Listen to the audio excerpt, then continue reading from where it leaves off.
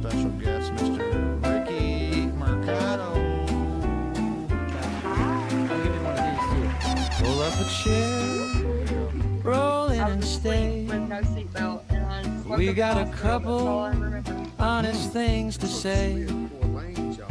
Every story's got its sideways turns. Every scar a page where somebody I'm not learned. doing this. I do this all the time. I do this in public. And my friends are Welcome like, to "What are you doing, man? Wheelchair Wednesday. Take the weight off, stay a while. like with everything, it puts a little bit of We'll talk about the hard days. We'll laugh about the why. Every week. You want a straw with that? Has a story to tell today. Welcome to Wheelchair Wednesday. Hello, and welcome to another episode of Wheelchair Wednesday. I'm your host, Wheelchair Rick. And I don't know why we're having problems with difficulty with Facebook right now, but we are live on YouTube and we are recording, so we will be uploading this to Facebook and all of our other good stuff here soon. But no fretting here. We got a good friend coming to us all the way from the great state of Michigan. Let's go ahead and get to her right after the intro. Welcome to Wheelchair Wednesday.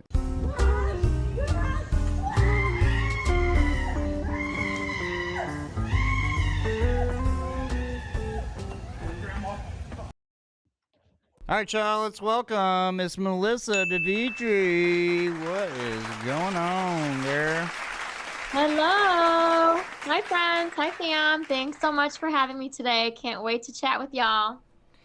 Yeah, good to have you. Thanks for coming. It's been a while. We've known of each other for quite a long time. Vandercook alumni, sort of, I guess you'd say. But anyway, how's life? Tell people about, how you been and what's going on out there in the big world. Hello. Yes, we do know each other from the past life, Michigan. Those were some good times. Yep, I'm in Jackson as we speak, so the energy is connected. So yeah, I've been traveling quite a bit. When I'm able to, I'll share more in depth of what we're up to. But art, music, advocacy, just like doing real good stuff for the communities. Nice. Yeah, and also, thank you for coming on. I know it's been quite a while. I think I talked to you a long time ago. You were on the road doing busy stuff, but we finally got you. And Wheelchair Wednesday is a place where I want to share, to the world, just different disabilities and how people deal with them. To show them that there's a way, if there's a will, obviously. So, before we get down to anything else, let's get to the nitty-gritty. How did it happen? What's the deal? You're in the wheelchair, but why? You know what I mean? That's what everybody wants to know. So let's go ahead and get to that.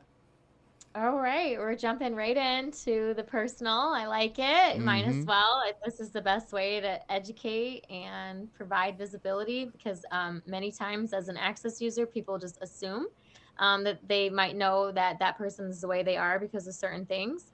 So I was born with a congenital disease called Sacral Agenesis. And there's different levels to the disease. Like for me, I have bone issues. So like when the weather is changing, I get headaches very frequently. My bones are very frail.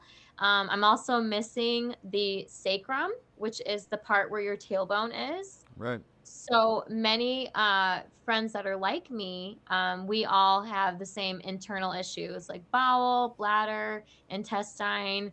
I'm on a super strict diet just because of all the different surgeries I've had. I've had 19 surgeries.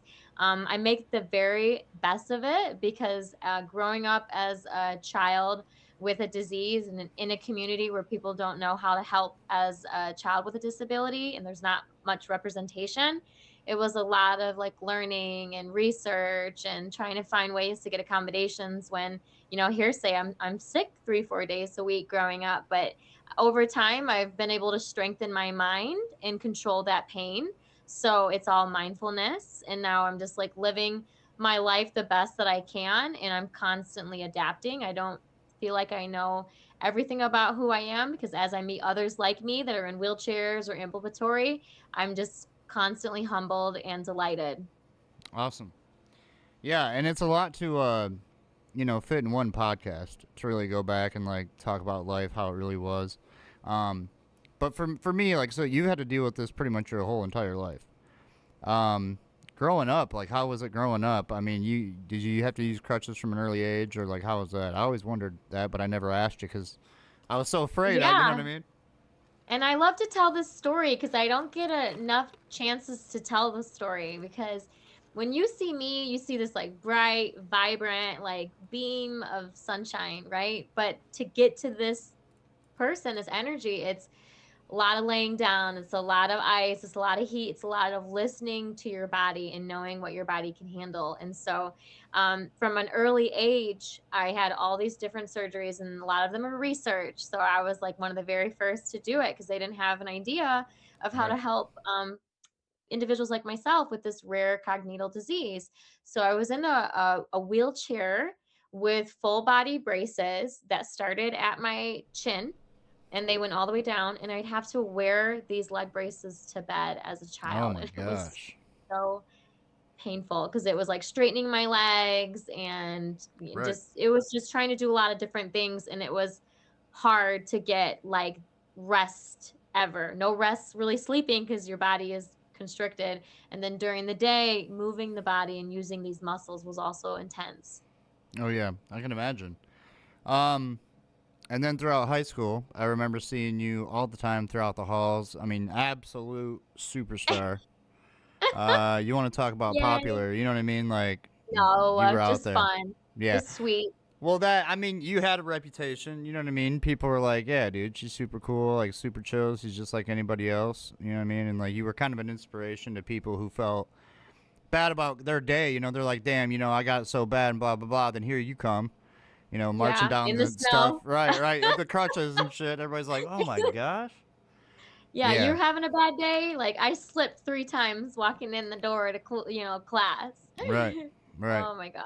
I So appreciate your awareness of that and empathizing with me. It was not an easy task to get to school or do basic things, right? Especially at a young age where I didn't have the support system that I could have asked for. I could have asked for more help from the school district, but not knowing these things growing up because these plans didn't exist. The ADA wasn't as strong as it is today, and now there's rules and policies and statutes, and I'm carving the way to this day, helping others learn about those things so that you're not like, oh my gosh, I wish I would have known, and it would have made things easier as much as it could be.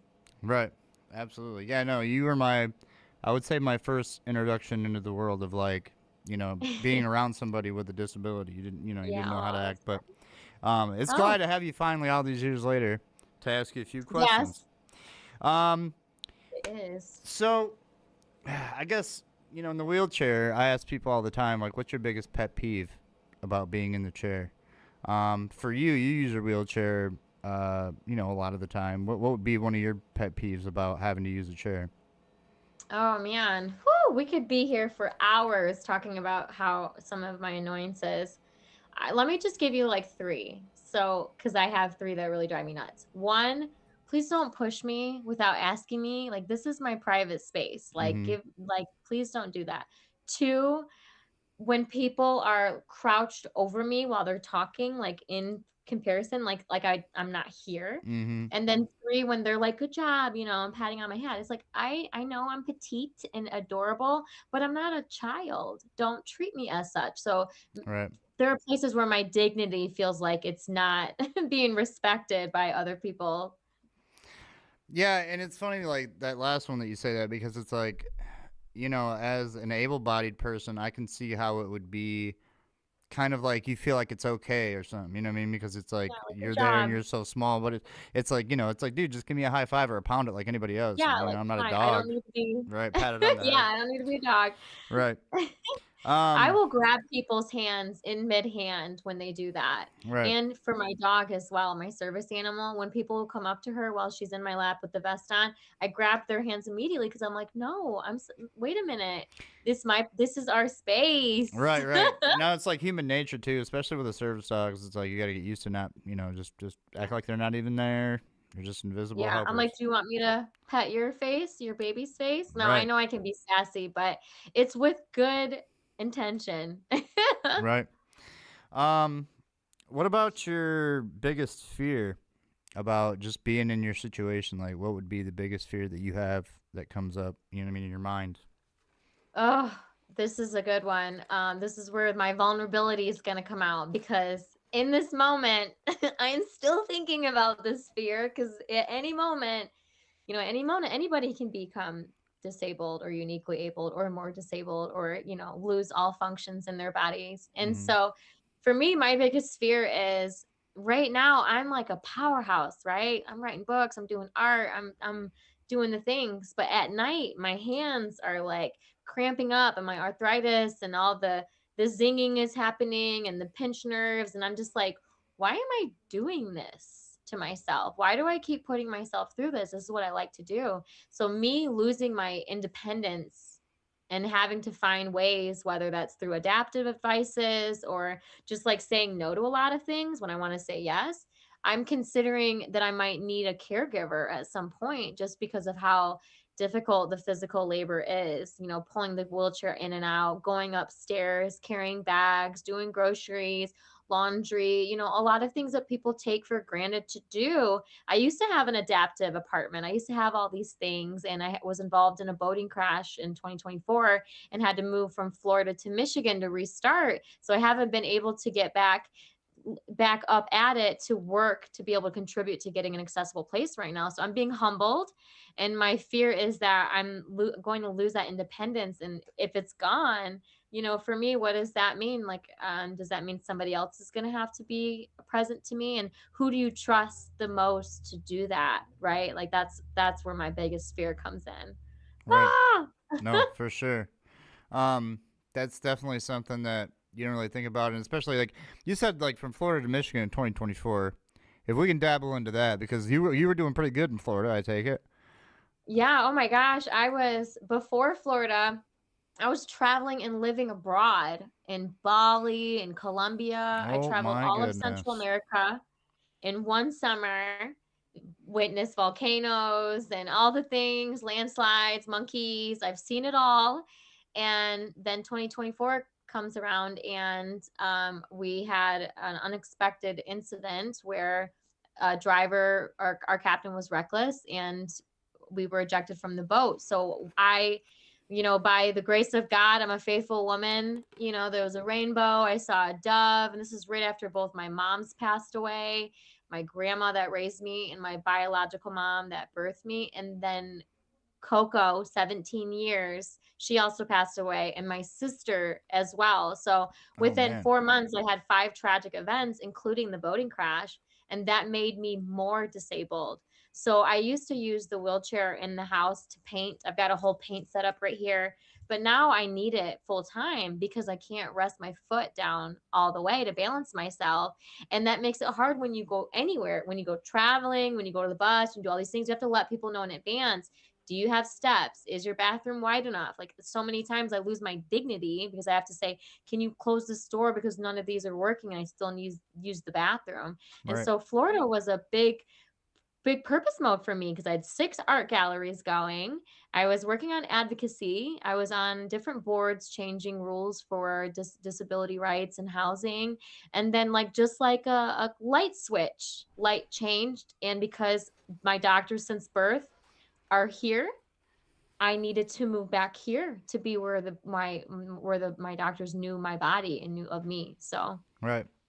I For see sure. a guest back there. Hello. Yeah, it's my fiance. She just popped in. That's Melody. Hi. Yep. Hi, Yep. Melody. That's Melissa. Maybe you guys can meet one day. I love that. So yeah, I mean, you've been through an awful lot, and you are. I think you're in a grade. You was in a grade below me or above me. I can't remember. What's your graduation year? 2004. Okay, so I was after you. Yeah, I'm 007, like James Okay. Bond. Okay, that's what it was. And I didn't go to Vandy. I think we saw each other at the Career Center. That's probably what it was. Yeah. Well, you had I went friends to all a- over town, but I must have just seen you around Jackson or something. Just thought it was. I don't know. Nay. Right. Hey, do you remember? Yes. You remember PJ's, the dance club? Yes. See, no, not everybody That does. was fun. I'm like, That yeah, was fun. that place used to be the jam. Dancing, hip hop music, all Yep. of it, everything. All the That was a good time time. until people The started studio throwing sessions. chairs. Yep. Yep. Better times in Jackson. It was a better day then. Blast from the past. We'll Blast keep from it the there. past, right? There you go. All right, dating/married. Tell me about that. What's that going like for you? I'm not married. I'd love to be. I'd love to have a family.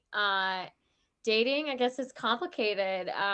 Just my experience, I'll just share my high experience of like the last decade.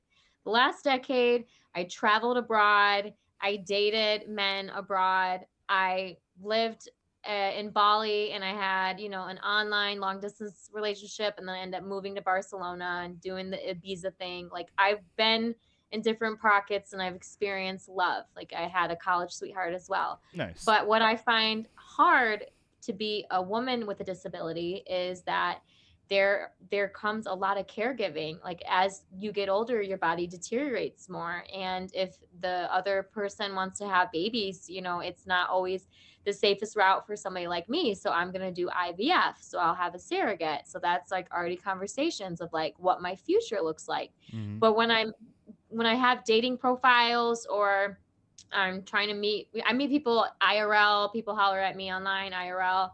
I put pictures of me in my wheelchair because that's my primary use and form of how I get around, because I want to weed out the Yeah, people yeah. that cannot handle it. Get rid of the that shock cannot right be away. ready. Yeah. Yeah. Don't try to like, catfish them, and then they'd be like, "Oh, what the hell?" Yeah. Well, well, let's talk about that. So in the past, I did not disclose that I was in a wheelchair Mhm. because I didn't want someone to only like me because of my looks. I didn't want them to Right. see this person that's disabled because it's not a common representation. So I just focused on my art and, my smile. And some of that, dates that I had in Miami, Detroit, as a whole, as a generalist, men everywhere. I've had men walk out on me on a date saying they're going to the bathroom, and they just walk out. Oh yeah. Completely. They was like, "I'll be right back." All Psych. of that. It's everywhere. Damn. And I've had people that meet up with me. They only saw me in my car because I drive a 5.0. Oh, nice. And so we meet up later, and I think that they know because there's a hand control. And I get out of the car, and they get ready to help me out of the car. I blocked my number and drove off. And I'm like, okay, Oh, well, my there's gosh. that. So that's it. It gives a bubble, because I think people are going to be totally fine with it, because I don't know sometimes that there's even a problem. Is there a problem? Right. But so that's why I'm just like kind of taking a step back, where I want someone to be able to put the wind beneath my wings, because I'm not your average, female. As a lady that owns business, I have a disability, I do advocacy, community service. For me, my person, like, I would carve time out for them, because that's important to me, a relationship. Right. But I have not found that travel buddy yet. I've experienced it. I've traveled with other partners, relationships in different parts of the world, Bali, Singapore, all these. But I just haven't found that one person that's going to see me at my level, value me, and then let me be in my feminine energy, because I have to have thick skin. I have to be strong. I lived in Detroit for 20 years, 10 of those years in a warehouse, and the other 10 downtown. So that gave me life skills for all these things that I would constantly see like total BS. So Oh, yeah. now I have this fight or flight risk where I'm just like, trust is hard for me. So dating becomes even harder, because the world is moving very fast, and not Oh, yeah. everybody is being respectful. I think that, well, like you said, you know what I mean? At first, it's you don't want the wheelchair to be the main focus, but afterwards, and dealing with all the bull crap like you was talking about, you might as well just put it out there and let people know, like, this is what you're getting. You either take it or leave it. You know what I mean? Like, if you're gonna say no, don't even swipe. If you know what I mean, like, don't even give them a chance to say no. Yeah. What up, Greg? I love Good to see you. Strategy. It's Yep. bravery, putting yourself out there and being okay with trying, Mhm. right? Now, being a Mhm. live show, if anybody does have any reasonable questions for Melissa, we will ask them live on air, as long as they are appropriate. Appropriate. Right. All right. Next on the list is, what is something that you wish you could do now that you can't do, or you couldn't do before, or something like that? You know what I mean? Like, Oh, okay. Well, this kind of directly correlates to, becoming more disabled after the boating crash in 2024. So before, I could travel and go up steps in the comunas of Colombia on my crutches. I could dance. I could DJ, do all these different activities at the gym. And I really miss doing that because I feel like 90% of my day I'm sitting down. Mm-hmm. And I miss having that feeling tall, feeling good, dancing till the stars come up. I had a TEDx keynote in Detroit in 2019, and I was using my crutches while I was doing that keynote. And that was what I was saying as a person with crutches, even though to me, these are still forearm crutches, and people think, oh, she's disabled. They were my swords. They were my independence. That was my excitement. To me, that was like the total grail, coming from a child and having all those surgeries and the braces and the walker and the wheelchair. Being on crutches was like my wings. And then I felt like when that crash happened and I fractured my ankle and broke my foot, now I'm back in a chair full time, but it's giving me another perception on how others do it and preserving energy. So I used to be able to get up and go at it and do a full day. Now I have to calculate what I'm doing in my day because I know how much energy it takes to transfer into the car, to take a shower, to walk the dog, to go up the stairs. You have to pre-calculate that in your head so that you don't get like a quick burnout. It's intense. Yeah, you know what's funny is I just seen a reel by our next guest next week, Project Park or Project, I think his name is. Yeah, we are former ambassadors together. Yeah, he had Synergy. said that. He was like, people don't realize that people in wheelchairs, just to get up in the morning, you're taking 30% of your battery away because like you have to convince yourself, and it's a struggle. For me, it is all the time. I'm a T3, T4 paraplegic, so it's like to grab the rest of my lower half of my body and try to wing it around and lug it around and like jump in my wheelchair, like it's not an easy task to do. And it does take a lot out of you. And once you get in there, you got to kind of refocus and let your body calm down and kind of re-energize from there. But you're right though. Once you're in your chair, you have a timer, and that's why I tell people like I can't be going out all night to these clubs and bars, and because by Yeah. 9:30, 10 o'clock, like I need to get out and be in my bed. Like I can't do that. You know what I mean? I'm in bed. Right. And if I do plan on going out later, like I won't get up and get in my chair until 6 p.m. or something like that. Yeah. You know what I mean? So you're right. You do got to calculate what you want to do and try to, fit it in the best you can. Appreciate those Yeah. likes, gentlemen, and those shares, people. Awesome. Love it. Yeah, so next one is you could fix one thing about your, paralyzed body. Not paralyzed, but if you could fix one thing about your situation, what would it be? Ooh, I don't think I've actually ever shared this with a lot of people. So I'm going to be very Exclusive. vulnerable for you. Yes. Cause when I had therapy in the past, this is something that I always worked on. It's like body shaming. So for me, my legs are really thin and I do not like the way that they look. So throughout growing up, I didn't want to wear shorts, and I still don't wear shorts or skirts. So as a child, my mother that raised me, Kathy, she would have me wear shorts, and I would be like, "Oh my gosh, why are they looking at me? Why are they looking at my legs?" And she would say, "It's because you're beautiful." So she instilled this sweetness to me that they were just curious about it, but I'm still in that self-love grieving piece where it's that one part of my body that I just don't like because it's so different, but it really is nothing to be ashamed of. It's just my own mindset of wishing that it wasn't that way. But you got to be grateful for what God gives you and the skin that he gives you. Right. Yeah. There you go, guys. Insider piece that you never knew.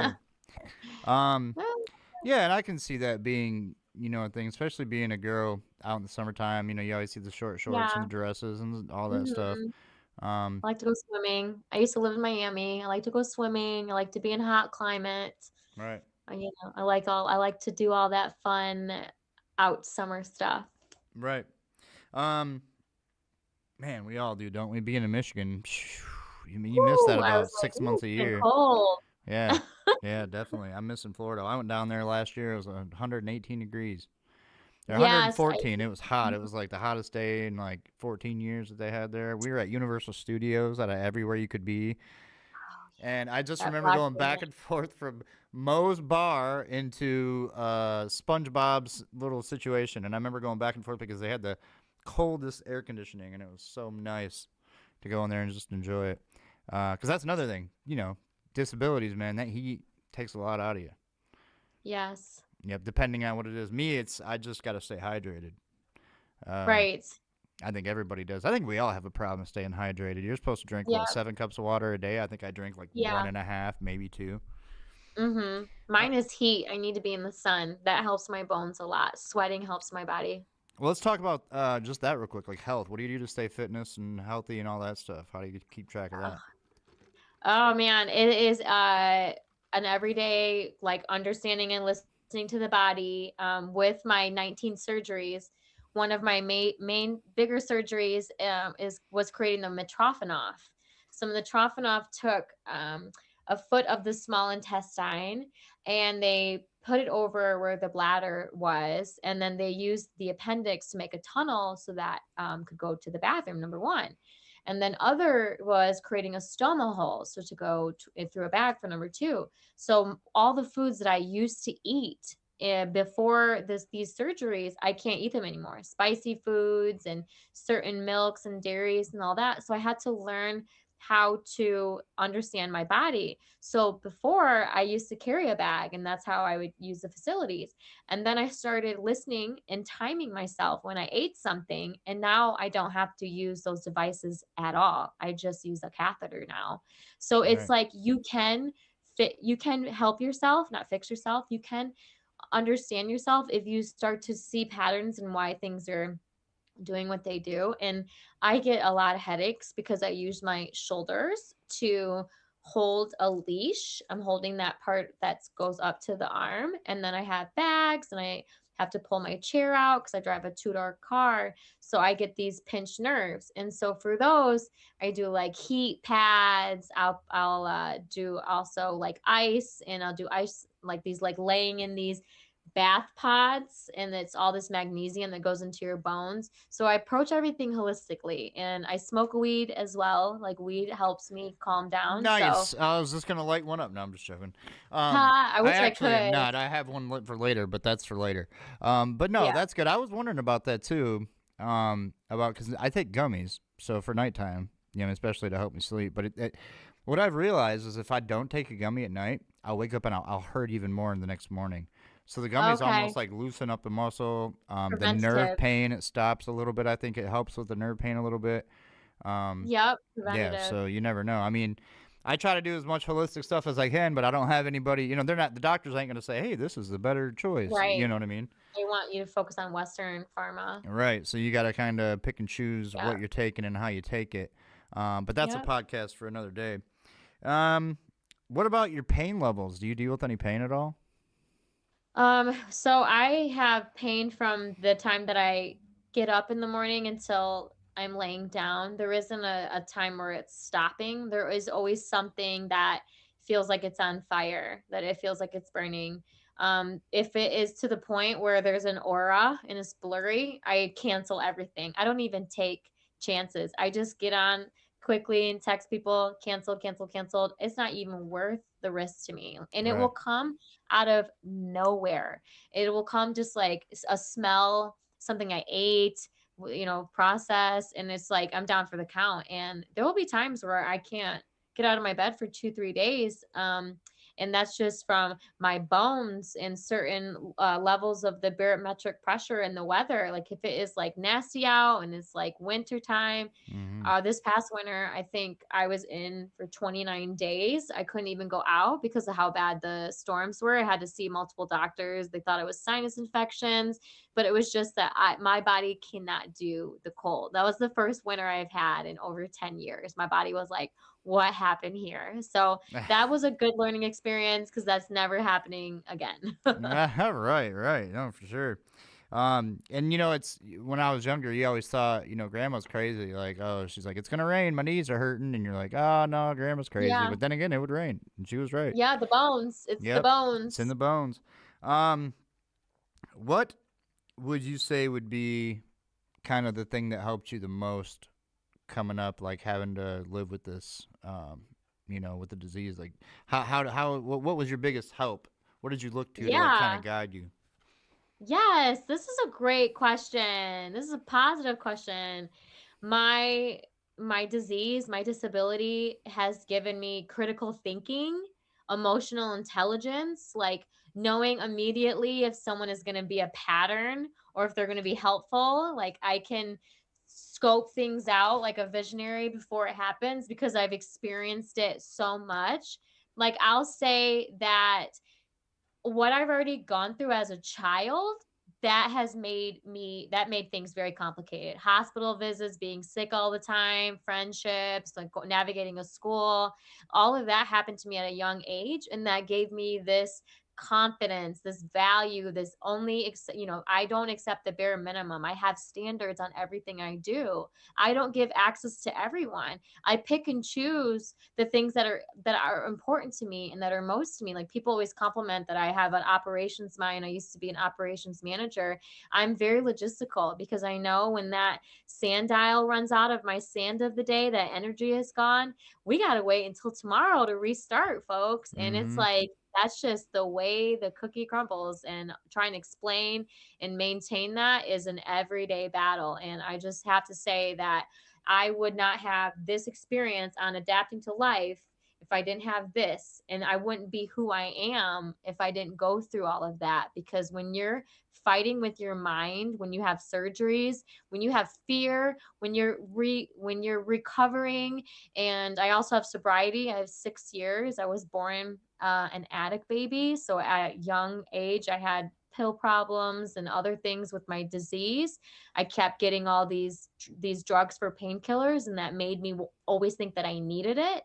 Becoming holistic and going through that process of living in Bali and becoming spiritual and self-loving and giving myself to God and asking him where is my purpose.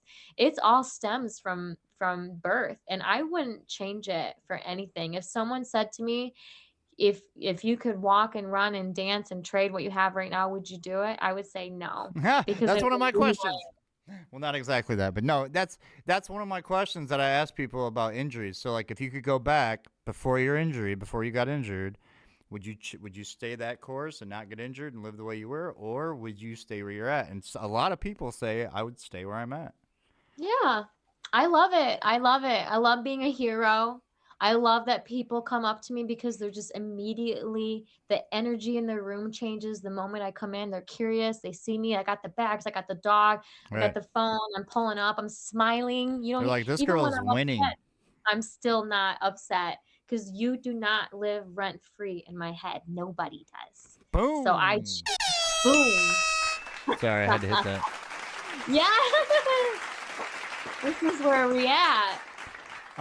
So yeah, only a couple more questions left, but it's funny. We've talked about the energy today, and just like I think the energy, not only that you have yourself that you consume during the day, but also that you project onto other people. Because let's be honest, being as happy that you are all the time and being so positive and energetic like that takes a lot out of you during the day.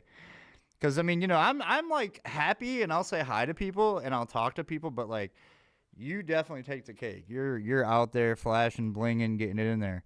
And that's something that we don't really cover ever. I mean, so I'm glad we got around to talking about that. But let's talk about your hobbies real quick. There's only a few questions left. What do you do for hobbies? I mean, we talked about painting. Yes, very nice. Okay. So my favorite hobby is creating art. I've been painting since I was 5 years old. I've always loved painting. It's a very meditative state for me. I have one of my pieces hanging behind me. And I'm using my art as a program or a tool to reach the masses, like access for all art. I Mm-hmm. do physical art, I do online art, I have generative art that's playing at bus stops and train stations. I have 38 art showcases. I installed art at the Jackson's Westwood Mall earlier this week. So we're installing signage.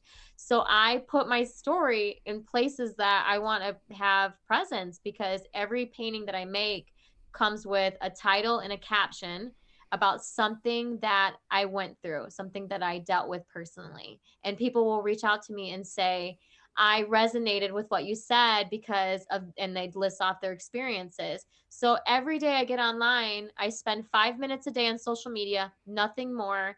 I automate my social media. I use bots and developer tools that I created.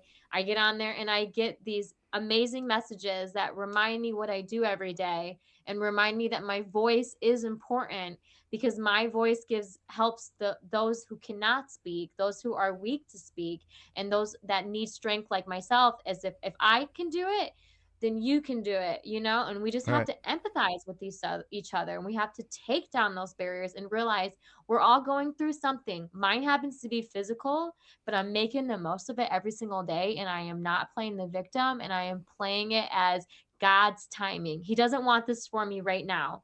First, I have to move these other things around for there to be enough space. So that's how I go about it. Awesome. That's amazing.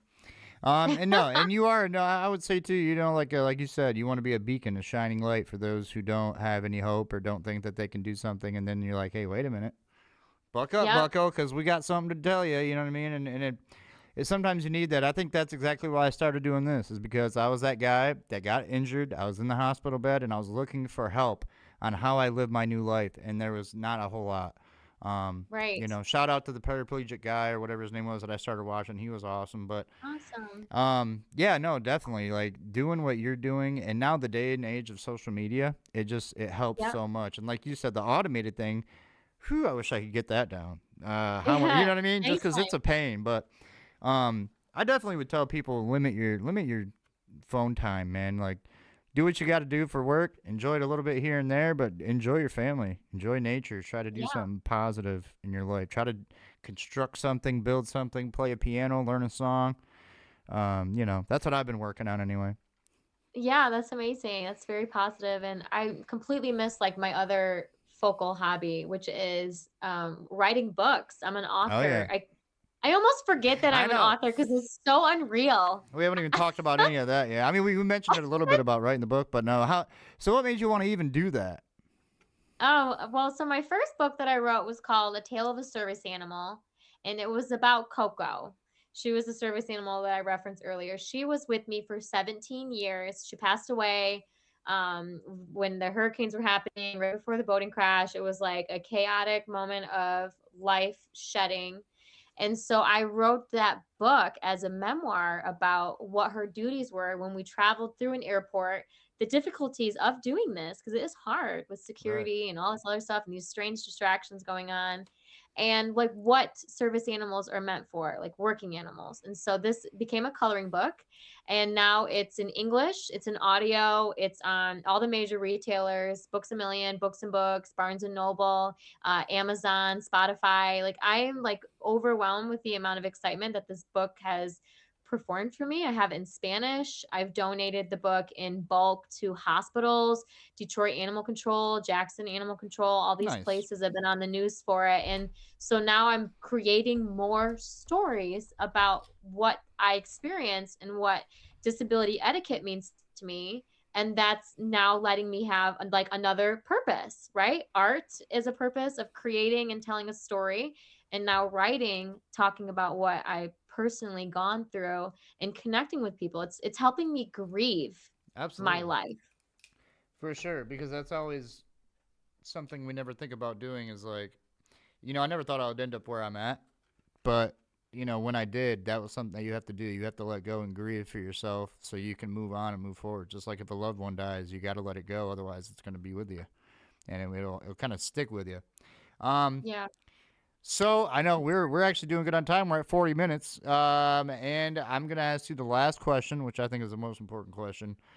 What Oh. would be the biggest piece of advice that you could give that person right now that's going through what you did, kind of coming up? What like they're looking for something. What would be your best piece of advice for them? Oh, okay. I would say, and I do this with myself every day, have patience Mm, with yourself, have patience with everything around you. It's not going to be figured out immediately. The system is not a smart place. You have to navigate it. You have to follow up, do your due diligence, be your best advocate, be consistent, make a plan, write it down. I have multiple things where I write everything down every day just so I can remember that I did that thing and there's no convolution. But be patient with yourself because you're learning a whole new way of life, and life is it can be very unfair for persons that have disabilities, whether that's like going out and doing basic things, watching a movie, going to a concert, eating. It could be things like going to school, going dancing. Like every single time you want to do something, you might need to do research in advance. You might need to make sure it's accessible for you. Go on Google. This is what I do anytime somebody asks me out on a date or do something. I have to say, what's the access plan? So I go on Google, I check the parking, I check the inside, and make sure I can get in there. And even when you get there, sometimes the Google photos are like 5 years old. It doesn't look like that anymore. But at least you're like setting yourself up so that you can be as comfortable as you possibly can, whatever it is that you're doing. But just know that your purpose and your path right now, there's something that you're supposed to learn from this so that you can be able to empathize with the rest of the world and self-love yourself. Nice. You guys heard it there first. Damn. Now, I'll ask you the question that, everybody wants to know is, where can people find you if they want to look you up on the old socials? Where do they look? Yes, please hit me up if you want to see my art, learn about my stories. All of my socials are the same. It's my first and last name. So the @ Melissa DiVietri on all of it: YouTube, TikTok, Instagram, Pinterest, LinkedIn. I'm on 32 social networks. You're going to find me somewhere. Ooh-wee. It's automated. So don't worry. It's not me. I'm real. People call me AI, but I'm real. Or you can go to my shop.melissadivietri.com. Remove the word shop, melissadivietri.com. That's my blog. So those are the shortcuts. Nice. And we'll have probably a list. I think if you have a LinkedIn or something, we'll put that in the description. That way people can just click on that and check you out. And it'll go right to it. So right after this, we're going to go ahead and get you down on the audio version. That's where we send you all out to all the podcast audio stuff. That usually happens on the weekend. But we appreciate you coming. And now that you're here, you are part of the Wheelchair Mafia. So thanks for being a part of that. And I'm a mobster girl. we might actually I'm come back. We might check back with you in a year or so, see how everything's going. I might have to interview you next. I'm down. Let me know. I'm definitely down. Got you now. Absolutely. Get you in the hot seat, in the hot chair. I know, right? Yeah, I've been in a couple so far, but it's been pretty fun. It's been a crazy ride, but all right. I'm so glad we got to reconnect in our home space. Oh yeah, no, absolutely. That's It's been great. That's and the right divine intervention. it is weird. God works in mysterious ways, and I think that, Yep, like I he said, sure you're doing awesome stuff, and wish you all the best, and many Tell more to Melody come. hello. Oh Thank yeah, you. Big hugs to you. nice, terrific, absolutely. Stick with me, and then we'll talk afterwards. Everybody else, thanks for watching, thanks for listening, and we'll see you here next Wheelchair Wednesday. Peace.